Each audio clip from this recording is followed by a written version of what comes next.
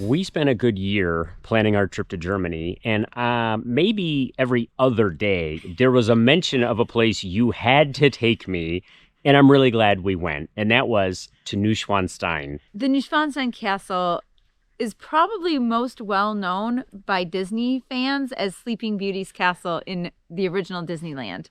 And that's what Walt based all his fairy tale, the castles and everything off of. I was here 24 years ago on a school trip. It was amazing. I loved it then, and I knew that I needed to bring Ari to it. Of anything we did in Germany, it was the one thing we were coming back to.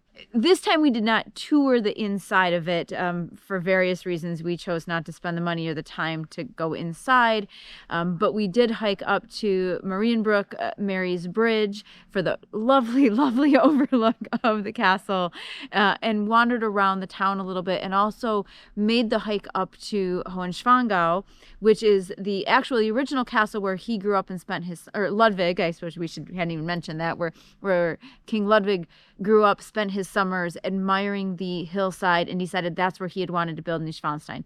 And so we really got to see all of that today. Yeah, and we learned the history of how he spent all this time when he was in the area. They would actually spend their summers at this castle here. Because you have to have a summer castle and a winter castle, whatever. But anyway, so they would spend their summers here, and he fell in love with the gorge and the surrounding mountains, and that's when he built Neuschwanstein. It was, looking over the gorge, and now that bridge goes over the gorge, that's just a beautiful spot, too, to get to see that. If you go there, go to that bridge for the overlook of the castle. Take a look at the gorge, go past the bridge. We actually went up, there's a little hiking trail you can go up, it's not that far, and you get a whole other viewpoint of the whole area and of Neuschwanstein. And it was a little less crowded, because that bridge, I don't know what the weight limit is for the number of people on that bridge, but there was a line to get to it.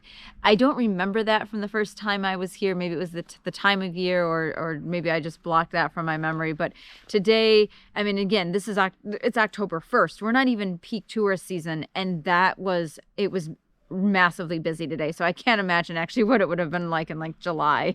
Yeah, it would have been a lot of people shoulder to shoulder, but it is worth it. And everybody was pretty good about taking turns, getting pictures and getting selfies and taking each other's photos. So, I mean, that's what everybody's on that bridge for. So I think everybody did a good job in many different languages trying to figure out the motion for the motion for take my photograph is pretty much the same no matter what. You can take the tours, obviously. It's, around 25 euros. To tour each castle. There's that's independently. Then there's a combo ticket. Like I said, we just chose not to for various reasons. I had seen Neuschwanstein the first time.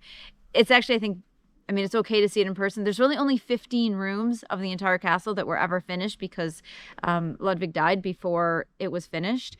Obviously, Hohenschwangau it was complete, because that was their living area, their living castle. Little disappointed maybe that we didn't tour that one, but that's okay. I can see it in pictures, and it's cool just to see it from the outside, if nothing else. Yeah. Well, the thing to keep in mind is if you do the tours inside, they're timed tickets. And so you have to be able to plot that out. And we didn't know if we'd be able to. And we were facing some weather situations because we're here in the fall.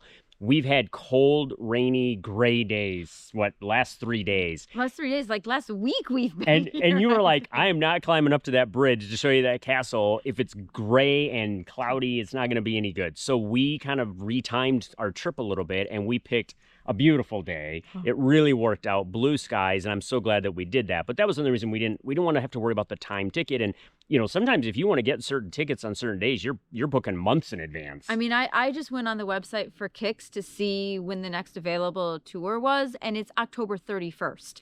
Literally a month from today is the next available ticket.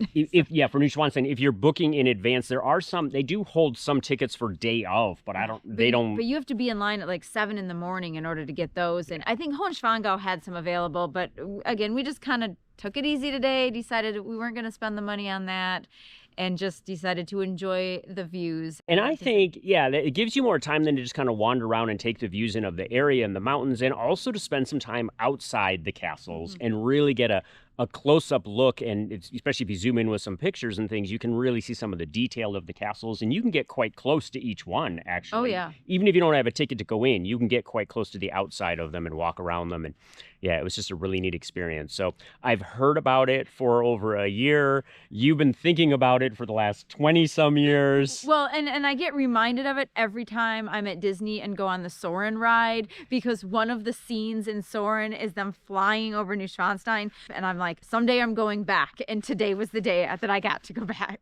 And I'm really excited that we got to do that. And if you ever get the chance, this is a place to check out for sure.